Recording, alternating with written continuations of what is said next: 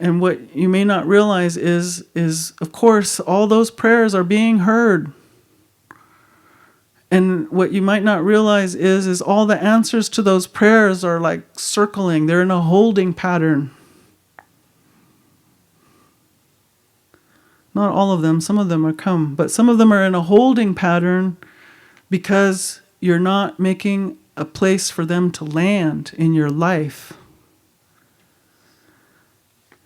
Because it's going to bring change. And it might be big change.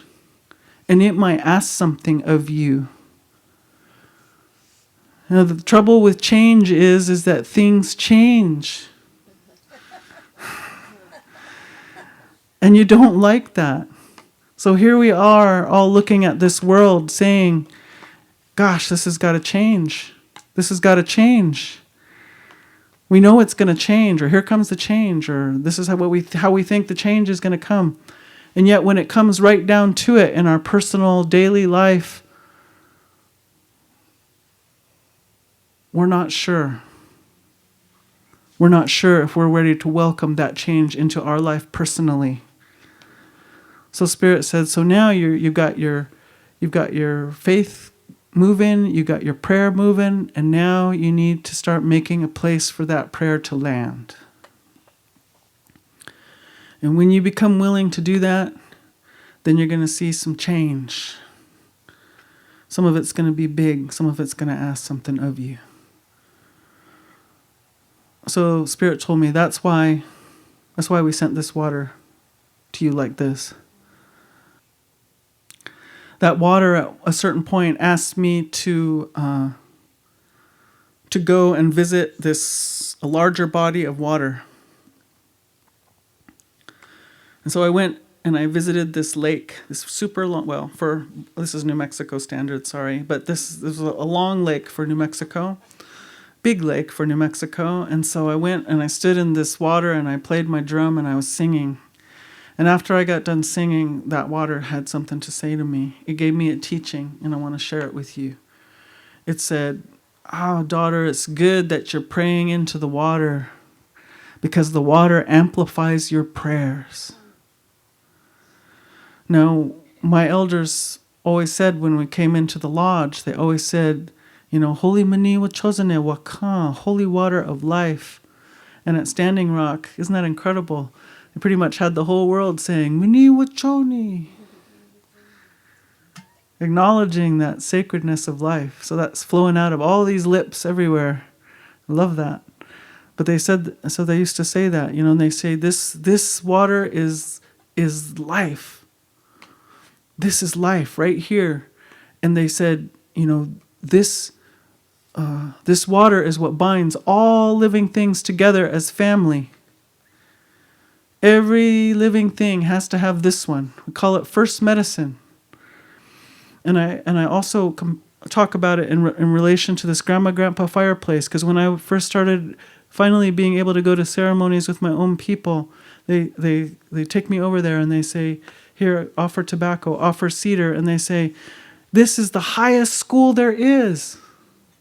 This one right here is the highest school there is. There's never going to be a university can even come close to touching this sacred fireplace right here. They said, we can't even know everything that one knows. We're never going to know everything that one knows or has to teach. So I always remember them saying that, And so now I'm going to say that about this one here. This water. It's more than we can ever know what it is. We're never going to know everything that it is. We're never going to know everything it has to teach. And so this lake was talking to me, picking up where my elders left off in the sweat lodge, and said, yes, that's right. So not only is this water life, this water is alive. It has consciousness. And that's why I like to have it present. From start to finish of all of these things. I want this water to have a good look at us. This is where we're at. This is where we're at in our lives, in our speech, in our thinking, in the way we move in ceremony, in the way we're putting all these, in this instance, the generosity of this Anishinaabe lodge to invite us all here to be and receive blessing and teaching from this ancient way of knowing that they've carried, that they've held and maintained. So I want this water to really witness all these interactions so that it knows how to help us. And so we say, this lake says to me, so this water, like I said, it amplifies your prayer. And part of the way it amplifies your prayer, if we want to talk about it literally, is this water travels. This water, it travels all over. So when you offer this water to the earth or to one of these trees, it might go sink down and go into an underground river and travel who knows where, all the way to China, somewhere. Or else it's going to evaporate, right? That's how we were taught in school. This water can evaporate and become the clouds. And those clouds are going to travel. And maybe those clouds are going to travel over to the Himalayas, to where my relatives, the Ladakhi people, this is their work. The Ladakhi people, they gave me a huge blessing and healing. And maybe it's going to travel all the way over there and come down as snow on top of those Himalayas. And then the sun eventually might melt that. And it's going to run down those little streams. And maybe one of those snow leopards is going to have a drink. And so your prayer for the goodness of all things and for life, it's going to nourish that snow leopard. And it's going to keep coming down. And then maybe it's going to end up in the Indus River. And eventually come down, into Haridwar and Rishikesh in India and keep traveling down as the Ganges River, Maybe, we don't know where it's going to go, but it's going to keep moving. And everything is going to have a drink of that prayer that you put out there.